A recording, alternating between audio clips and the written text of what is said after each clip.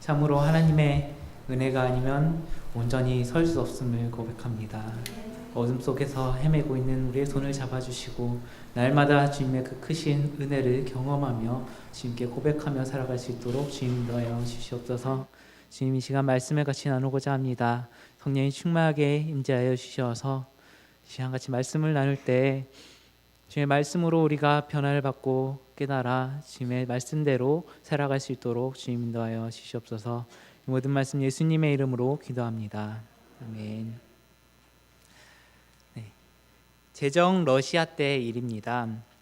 왕궁 한 구석에 있는 벤치 하나를 경비병 2명이 양쪽에 각각 늘 지키고 있었습니다. 벤치를 지키는 것이 참 이상해 보입니다. 별로 중요한 것도 아니고 그렇다고 감 나가는 물건도 아닌데 늘 2명의 보초가 양옆을 지키고 서 있는 것이었습니다. 눈이 오나 바람이 부나 비가 오나 어떤 날씨 속에서도 어김없이 2명이 그 벤치를 지키고 있었습니다. 그런데 왜 정작 그 벤치 앞에서 보초를 서는지 왕궁에 그 이유를 아는 사람이 아무도 없었습니다. 보초를 서는 병사들도 그 이유를 전혀 몰랐고 심지어 아침마다 명령을 내리는 대장도 그 이유를 몰랐습니다. 다만 이때까지 그렇게 해왔기 때문에 계속해서 그러고 있는 것입니다. 그런데 어느 날 이곳에 새로운 대장이 부임을 해왔습니다. 새로 부임한 경비대장은 아무래도 이유가 이상해서 그 이유를 물었지만 아무도 대답하는 이가 없었습니다. 그래서 아주 오래된 경비 일지를 찾아보았습니다. 그랬더니 아주 오래전에 그 벤치를 처음 만들 때 페인트 칠을 했는데 사람들이 실수로 앉지 않기 위해서 보초를 세웠던 것입니다. 그런데 황제가 그곳을 지나가다가 병사 혼자서 경비를 서는 것이 외롭게 보인다고 해서 2사람으로 하여금 보초를 서게 했던 것이 이 일의 시작이었습니다. 그런데 이 칠이 다 마른 후에도 매일 병사 2명의 보초를 그곳에 서게 되었고 그것이 전통이 되어서 나중에는 그 이유도 모른 채 몇십 년 동안 보초를 섰던 것입니다. 오늘 우리의 신앙생활도 그런 경우가 참으로 많이 있는 것 같습니다. 그 중에 하나가 찬양 생활입니다. 우리는 많은 찬양을 합니다. 예배 시간에도 찬양을 많이 합니다. 그런데 우리가 왜 찬양을 하는지 그 이유를 잘 알지 못하는 경우도 있습니다. 이 세상 사람들이 노래를 부르듯이 찬양하는 사람도 있고 예배 시간에는 당연히 찬양해야 한다고 생각해서 찬송을 부르기도 합니다. 또 어떤 사람들은 교회에 와서 손뼉을 치고 손을 들고 찬송을 하는 사람들을 낯설게 여기기도 합니다. 또 어떤 교회는 찬송가에 있는 찬송만이 진정한 찬송이고 새로 나온 찬송들 CCM이라든지 그런 것들은 찬송이 아니라고 해서 주일 예배 때는 부르지 못하기도 합니다. 심지어는 어떤 교회는 악기 없이 찬양하는 무악기파 교회도 있습니다. 또 어떤 교회는 악기를 사용해도 오르간이나 피아노만은 고집하고 다른 악기는 사용하지 못하기도 합니다. 이런 것들에 대해서 어떻게 생각하십니까? 오늘 본문에 보면은 예수님께서 예루살렘 성전에 들어가실 때 어린아이들이 큰 소리로 호산나 다윗의 자손이여 하며 찬양을 하는 모습이 나옵니다. 그때 예수님을 싫어했던 대제사장과 서기관들은 화를 내면서 아이들의 찬양을 막으려고 했습니다. 이때 주님께서는 어린 아기와 젖먹이들의 입에서 나오는 찬미를 온전하게 하셨나이다 함을 너희가 읽어본 일이 없느냐라고 하시면서 그들을 막지 않으셨고 아이들의 찬양을 받으셨습니다. 누가복음 19장에서도 보면 예수님께서 예루살렘에 입성하실 때 제자들과 사람들이 역시 기뻐하며 큰 소리로 하나님을 찬양하면서 찬송하리로다 주의 이름으로 오시는 왕이여 하늘에는 평화요 가장 높은 곳에는 영광이로다 하고 찬양했습니다. 그때 어떤 바리새인이 역시 예수님께 선생이여 당신의 제자들을 책망하소서라고 했습니다. 그때 주님께서는 만일 이 사람들이 침묵하면 돌들이 소리 지르리라 하며 말씀하셨습니다. 주님께서는 진정으로 우리가 찬양하기를 원하시며 그 찬양을 기뻐 받아 주십니다. 그렇다면 찬양은 무엇일까요? 찬양은 헬라어로 율로게오라고 하는데 이는 축복하다, 영광을 드리다, 찬성을 표하다 라는 뜻을 가집니다. 제가 본 일본어 찬송가들을 보면 찬양한다는 다양한 표현이 있는데 가장 보편적인 단어는 호메루라는 단어입니다. 그 뜻은 칭찬한다라는 뜻입니다. 칭찬한다고 하면은 마치 어른이 아이를 칭찬하는 것 같아 좀 이상해 보입니다. 그런데 찬양이라는 단어를 우리 국어 사전에서도 보면은 칭찬하다, 갈채를 보내다, 존경 또는 인정을 표현한다, 노래로 높이다, 크게 보이다, 영광을 돌리다 라고 나타나 있습니다. 우리가 하나님께 찬양을 드린다는 것은 그분을 높이고 그분의 영광을 드러내는 것입니다. 이 찬양은 시나 노래로 또는 악기로 외침이나 손짓을 통하여서 그리고 춤을 통하여서 하나님께 영광을 드리며 감사를 돌리는 것을 말합니다. 그럼 찬송은 무엇일까요? 찬송은 음악을 통해서 하나님을 찬양하는 것입니다. 우리가 하나님께 찬양하는 도구 가운데 가장 영광스럽고 또 온 회중이 하나 되어서 찬양할 수 있는 것이 바로 찬송입니다. 그러면 우리는 왜 찬양을 해야 할까요? 첫 번째로 하나님께서는 마땅히 찬양 받으실 만한 분이시기 때문입니다. 내 영혼아 여호와를 송축하라, 그를 찬양할지어다. 시편의 저자들은 하나님을 찬양하도록 스스로에게 명령을 내리고 있습니다. 그는 주님의 창조의 위대하심과 구원의 위대하심을 찬양합니다. 우리가 하나님을 찬양하든 하지 않든 그분은 여전히 하나님이십니다. 그런데 왜 우리는 주님께 찬양을 하라고 말할까요? 먼저는 찬양하는 우리 자신을 위해서입니다. 우리가 하나님을 찬양할 때 비로소 우리는 하나님과 올바른 관계를 맺게 됩니다. 우리가 찬양하는 마음, 감사하는 마음을 하나님께 드릴 때 우리는 예수 그리스도의 은혜 가운데 자라날 수 있습니다. 우리가 찬양과 관련해서 너무나도 유명한 구절이 있습니다. 이사야서의 말씀인데 장절도 참 쉽습니다. 4321로 외우시면 됩니다. 바로 43장 21절입니다. 이 백성은 내가 나를 위하여 지었나니 나를 찬송하게 하려 함이니라. 아멘. 사람은 하나님의 형상대로 지으셨다고 했습니다. 그 말은 하나님의 영을 우리 사람에게 주셨다는 것입니다. 그러기에 사람은 육의 양식만 먹는 것이 아니라 영혼의 호흡을 해야 하는 존재입니다. 영혼의 호흡이란 무엇입니까? 하나님의 말씀이고 기도이고 찬송입니다. 사람이 호흡하지 못하면 신체의 기능을 잃듯이 우리는 마땅히 영혼의 호흡을 해야 합니다. 그런데 이사야서 43장 21절의 말씀을 보면 하나님의 형상대로 지음받은 사람은 하나님을 찬송하게 하기 위하여 지음을 받았음을 선포하고 있습니다. 그러면 우리는 어떻게 찬송해야 할까요? 우리는 어떻게 해야 할까요? 우리의 창조 목적이 찬송하는 것이 되어야 하겠죠. 그렇다면 우리가 멋진 찬양대를 꾸리고 좋은 스킬을 연마해서 하나님을 아름답게 찬양하는 것만 매일 연구해야 하는 것일까요? 사실은 이 구절을 보면 너무나 명백하게 하나님의 백성이라면 마땅히 하나님을 찬송해야 한다, 그것이 하나님의 창조의 목적이다라는 것을 나타내고 있습니다. 그런데 이 구절의 맥락을 함께 보면은 이 구절이 가지고 있는 더 큰 의미를 알 수 있습니다. 이 구절이 속한 이사야서 43장을 살펴보면 바벨론의 포로로 잡혀간 이스라엘 백성을 하나님께서 구원하시겠다는 이야기로 가득 차 있습니다. 그리고 그 구원의 역사는 출애굽 당시의 구원과 비견될 만한 엄청난 구원의 역사입니다. 광야에 길을 내고 사막에 강을 내는 것과 같은 역사입니다. 그런데 그 일은 이스라엘 백성이 회개하고 돌이켰기 때문이 아닙니다. 그들이 선하기 때문이 아닙니다. 43장 8절에 보면은 이스라엘 백성은 여전히 눈이 있어도 보지 못하고 귀가 있어도 듣지 못한다고 표현되고 있습니다. 그리고 43장 21절 소개한 본문 바로 뒤에 이어지는 22절부터의 본문은 또다시 이스라엘 백성의 악행들과 죄들로 가득 차 있습니다. 반면 이 과정에서 하나님께서는 나 외에 구원자가 없다, 나는 여호와 너희의 거룩한 이요 이스라엘의 창조자요 너희의 왕이라고 선포하고 계십니다. 하나님의 선하신 구원 사역과 이스라엘 백성들의 죄가 극명하게 대조되고 있는 가운데 이 43장 21절의 말씀이 들어있는 것입니다. 이 백성은 내가 나를 위하여 지었나니 나를 찬송하게 하려 함이니라. 전혀 이 찬양과 관련된 이야기를 이론적인 말씀들을 하던 중에 나온 구절이 아닙니다. 어떻게 보면 뜬금없이 나온 구절이기도 합니다. 그런데 이 하나님의 놀라우신 구원의 역사하심을 보면 자연스럽게 이 백성들이 하나님을 찬송하게 될 것이라고 말씀하는 것입니다. 우리가 마치 하나님을 찬송하기 위해 태어난 것처럼 하나님의 구원의 역사하심이 참으로 놀랍다라고 이야기하고 있는 것입니다.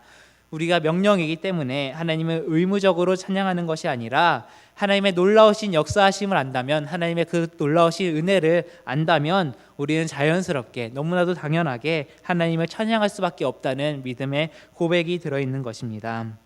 부디 우리 모두가 하나님의 그 놀라우신 은혜를 날마다 경험함으로 하나님을 찬양하며 사는 복이 있기를 바랍니다. 다음으로 우리가 찬양해야 할 이유는 하나님께서 우리의 찬양 가운데 거하시기 때문입니다. 하나님은 우리의 찬송 중에 거하십니다. 하나님의 보좌 가까이 있던 스랍들이 하던 일들은 밤낮 쉬지 않고 하나님을 찬양하는 일이었습니다. 하나님의 임재에 대해서 누구보다도 예민하였던 다윗은 자신이 왕이 되었을 때 주야로 하나님을 찬양하는 전문 부서를 만들었습니다.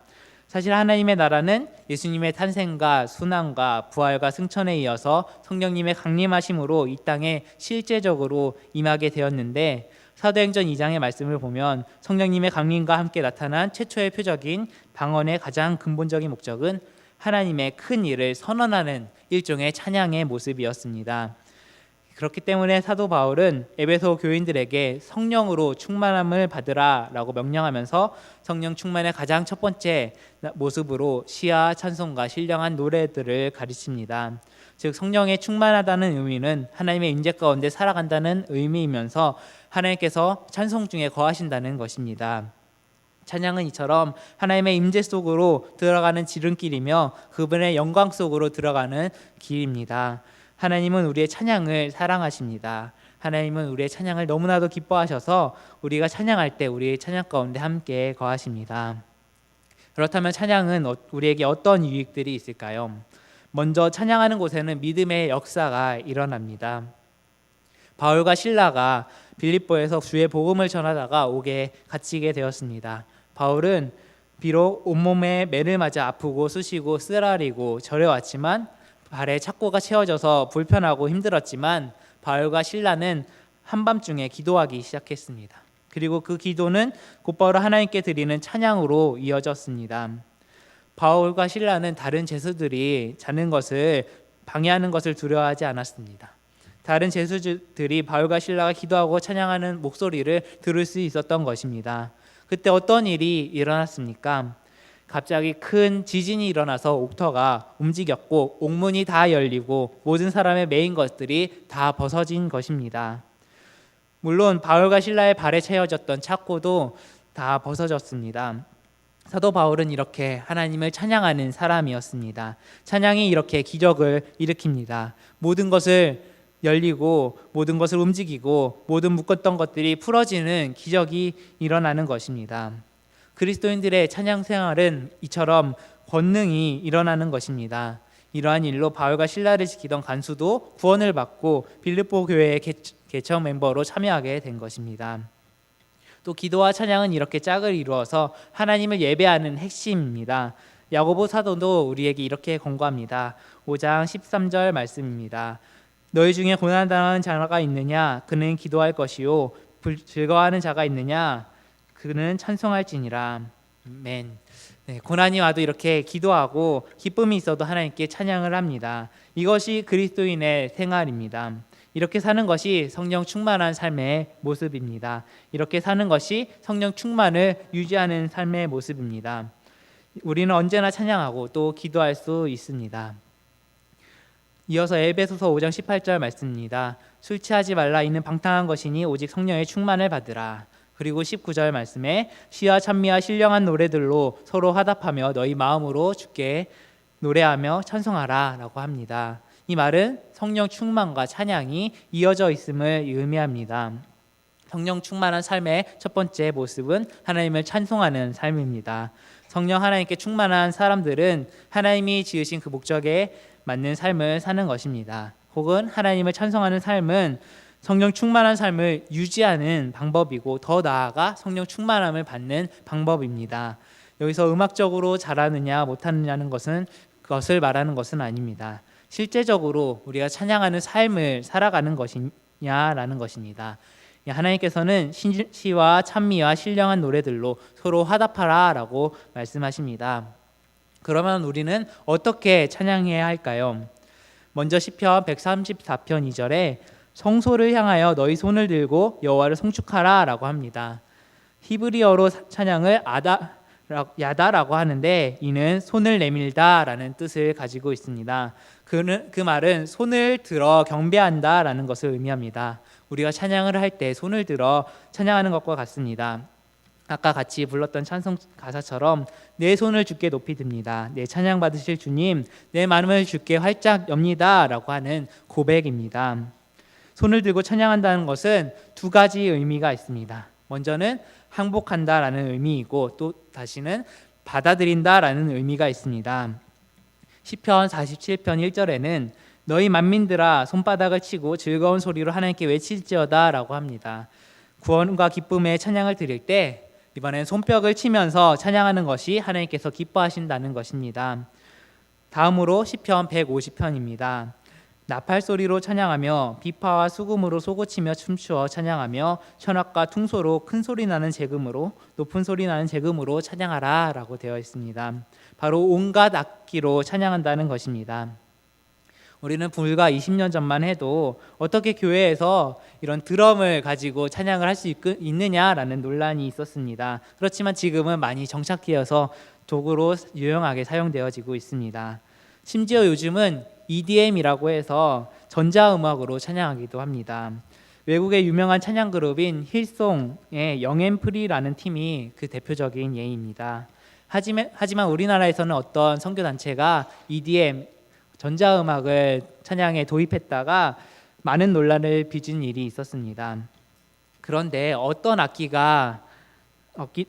안 된다, 어떤 음악 장르는 안 된다라는 소모적인 논쟁보다 지금 있는 것들을 어떻게 선하게 잘 할 수 있는가를 고민해야 합니다. 우리 찬송가도 보면은 찬송가가 처음 작곡될 당시에는 당시에 유행했던 곡들이 많았고 또 어떤 민요나 국가의 각 국가로 음을 차용한 찬송가도 많이 있습니다. 심지어 미국의 찬송가 229장 예수님은 그 모든 것의 근원이라는 곡이 있습니다. 이 곡의 음률은 무려 우리나라의 민속 민요인 아리랑을 차용하고 있습니다. 한번 찾아서 들어보는 것도 좋을 것 같습니다. 그것을 차용한 이유는 그 음률이 너무나도 아름답기 때문입니다. 하나님을 찬양하기에 아주 적합하다고 생각했기 때문입니다. 이처럼 우리는 다양한 악기와 다양한 음악 장르로 하나님을 찬양할 수 있습니다. 그런데 제가 어떤 유명한 찬양 집회에 가본 적이 있습니다. 거기는 주로 중고등학생들과 청년들이 많이 오는 찬양 집회입니다. 화려한 조명도 많이 있고 화려한 악기들로 멋지게 하나님을 찬양하는 곳입니다. 그런데 거기서 어떤 학생이 정말 찬양 시간 내내 한 30-40분 되는 그 찬양 시간 내내 손 들고 일어서서 하나님을 찬양하는 것이었습니다. 막 뜨겁게 뛰면서도 찬양을 하고 가슴을 치면서도 기도하는 학생이 있었습니다. 그 학생의 모습을 보면서 저는 참 많은 도전이 되었습니다. 저 학생은 저렇게 뜨겁게 하나님을 찬양하는구나 라고 싶었습니다. 근데 그 학생이 이제 찬양이 끝나고 말씀이 시작되자마자 손 주머니에서 스마트폰을 이렇게 꺼내고 계속 이렇게 스마트폰을 보고 있는 것이었습니다. 그것은 그 집회가 끝날 때까지 계속 되었습니다. 이 친구는 정말 하나님을 진정으로 찬양한 것인지 아니면 그 뜨거운 음악들, 찬양의 열기들에 침취해서 그냥 자기의 카타르시스를 드러내려고 하는 것이었는지 참 의문이 되는 순간이었습니다. 유명한 찬양 가사 중에 마음의 예배라는 찬양의 가사는 이렇습니다. 찬양의 열기 모두 끝나면 주 앞에 나와서 더욱 진실한 예배드리네. 주께서 원하시는 것은 화려한 음악보다 뜻없는 열정보다 중심을 원하신다라는 가사입니다. 우리가 화려한 음악, 최신 악기를 얼마든지 찬양에 사용할 수 있지만 우리가 그 중심을 잃으면 안 된다는 내용입니다. 우리는 화려한 음악들, 어떤 악기들도 다 사용할 수 있지만 그것이 우리의 중심을 흔들 수 있는 것인지 아닌지를 확실하게 분별해야 할 것입니다. 그 다음으로 찬양의 또 다른 모습은 서서 찬양하는 것입니다. 시편 134편 1절입니다. 보라, 밤에 여호와의 성전에 서 있는 여호와의 모든 종들아 여호와를 송축하라. 이 서 있는다는 것은 영적으로 깨어 있다는 것과 또한 높은 사람 앞에서 경의를 표하는 것을 말합니다. 구약의 성막에서 보면은 하나님은 많은 기구들을 지정된 대로 제작되어서 성막 안에 배치되도록 자세하게 지시하셨습니다. 그렇지만 하나님께서 말씀하시 않으신 가구가 하나 있는데 그것은 바로 의자입니다. 제사장들은 자신들의 일을 완수할 때까지 서서 하나님 앞에 계속 서 있어야 했습니다. 제사장이 진설병이라는 떡상에서 떡을 먹을 때에도 의자가 없어서 서서 먹어야 했습니다. 이는 먹기 위해서 먹지 말고 사명을 위해서 먹으라는 뜻입니다. 성막은 이처럼 서서 하나님을 섬기며 하나님의 주시는 말씀을 받고 죄사함을 받고 물려낸 떡을 먹는 것이었습니다. 신약의 제사장인 우리가 하나님 앞에 경배와 찬양을 드릴 때 가장 적합한 자세가 있다면 서서 찬양하는 것입니다. 선다는 것은 두 가지 의미가 있습니다. 첫 번째로는 존경입니다. 요한계시록에 나오는 하늘나라의 경배의 모습을 보면 왕은 보좌 앞에 앉아 계십니다. 그리고 모든 피조물들은 그 보좌 둘레에 서 있습니다. 그리고 또 둘째로 서 있는 것은 깨어 있음을 나타납니다. 또 서 있는 것과는 대조적으로 무릎을 꿇고 찬양하기도 합니다. 요한계시록 4장 10절에 보면 24장로들이 보좌에 앉으신 이 앞에 엎드려 세세토록 사시는 이에게 경배하고 자기의 면류관을 보좌 앞에 던지며 라고 나와 있습니다. 무릎 꿇는 것 또한 최고의 경의를 표하는 것입니다. 그 다음 찬양의 한 모습은 춤추며 찬양하는 것입니다. 지난주 찬양 예배에서 호산나라는 찬양을 부를 때 함께 많은 분들이 학창시절의 추억을 떠올리면서 함께 율동을 하며 찬양을 해보았습니다. 저 전에 어떤 교회에 가보니 금요 예배에 참석을 해보았습니다. 큰 규모의 교회, 작은 규모의 교회였지만 이 찬양 시간에 어린 아이들부터 어르신들까지 다 일어서셔서 한 모습으로 열심히 율동을 하시는데 얼마나 그 박자가 딱딱 맞고 동작이 딱딱 맞는지 심지어는 무서울 정도로 온 힘을 다해서 찬양하는 모습을 보았습니다. 그것을 보고서 저도 감동을 해서 열심히 율동으로 같이 찬양했습니다. 이처럼 춤추며 온몸으로 찬양할 수 있습니다. 홍해를 건넌 후 미리암은 이스라엘 여인들을 춤추도록 하였습니다. 사무엘하 6장에 보면 블레셋인에 빼앗겼던 하나님의 언약궤가 다윗성으로 옮겨질 때 다윗은 너무나도 좋아서 힘을 다하여 덩실덩실 춤을 추면서 찬양했습니다. 그러다 보니까 다윗의 위쪽 오리가 올라가면서 왕의 속살이 다 보일 정도로 그것도 모르고 춤추며 찬양하는 모습이 보입니다. 또한 역대상 13장 8절에서도 보면 다윗과 이스라엘 온 무리가 하나님 앞에서 힘을 다하여 뛰놀며 노래하였다라고 말하고 있습니다. 다윗이 비록 큰 죄를 짓고 실수도 하지만 하나님께서 이 다윗을 좋아하시고 사랑하신 이유가 바로 여기에 있는 것이라고 생각합니다. 다윗은 온 마음과 온 힘을 다하여 하나님을 찬양하는 사람이었기 때문입니다. 우리가 아무리 좋은 악기로 찬양한들 성도들이 마음 다하고 몸을 다하여 찬양하지 않는다고 한다면 그저 그 악기는 악기에 불과할 것입니다. 그러나 우리가 우리의 몸을 하나님 기뻐하시는 거룩한 산 제사로 올려드릴 때 우리의 찬양은 아름다운 악기로 하나님께 연합될 것입니다. 이렇듯 우리가 하나님께 찬송을 부르는 것은 우리를 지으신 목적과 우리를 구원하신 목적에 정확하게 맞는 것입니다. 그러므로 우리는 찬송을 부르는 것을 귀하게 여겨야 합니다. 우리의 감정, 우리의 감성과 또한 마음과 영성이 찬양을 통해서 풍성하여집니다. 또 나아가 우리의 삶 전체가 하나님께 드려지는 찬양과 예배와 예물이 되도록 간절히 원하며 그렇게 되기를 기도합시다. 하나님께 마음으로부터 우러나오는 찬양을 우리가 드리기를 사모하기 원합니다. 성령 하나님께서 충만하게 임하셔서 오직 삼위일체 하나님을 찬양하기에 우리의 전 인격적으로 드려지기를 소망합니다. 성령님께서 충만하시기를 갈구하시되 오직 하나님을 찬양하기에 부족함이 없도록 성령의 충만함을 간구합시다. 그리하여 오직 하나님께만 영광 돌리시는 저와 여러분 그리고 특별히 우리 모든 찬양대가 되기를 바랍니다. 함께 기도하겠습니다. 하나님 감사합니다. 어린아이가 하나님께 찬양하는 것을 막지 않으시고 그 찬미를 온전하게 하신 하나님, 우리의 찬양 또한 기뻐 받아주시고 온전하게 하여 주시옵소서. 우리가 하나님께 찬양을 하는 것이 우리의 삶의 모습이 되게 하여 주시옵고 우리의 온 몸과 마음을 다하여 하나님을 찬양하는 삶을 살게 주님 도와주시옵소서. 하나님을 찬양할 때 성령의 충만하심을 더하여 주시옵고 뜻없는 열정보다 진심으로 하나님을 찬양할 때 주님께서 주시는 은혜를 날마다 받을 수 있게 하여 주셨고 성령의 충만한 삶을 살 수 있도록 주님 우리를 인도하여 주시옵소서. 우리의 몸과 마음을 하나님을 찬양하는 찬양의 도구로 사용할 수 있도록 주님 도와주시옵소서. 이 모든 말씀 예수님의 이름으로 기도합니다. 네. 네, 말씀 참 감사합니다. 우리